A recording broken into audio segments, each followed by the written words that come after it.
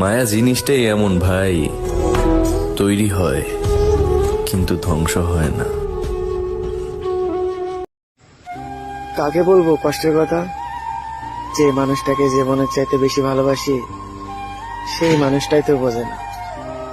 দুনিয়ার সব মানুষকে বুঝাতে পারলেও সেই মানুষটাকেই বুঝাতে পারি না তাকে আমি কতটা ভালোবাসি। আরে না, মায়া জিনিসটা সবাই বোঝে না। মানুষ ভালোবাসা দেখায় ঠিকই, কিন্তু মন থেকে সত্যিকারে ভালোবাসে না। কাকে ভুলে যাব তোমাকে, সেটা কখনোই সম্ভব না, কারণ তুমি জড়িয়ে আছো আমার নিঃশ্বাসে।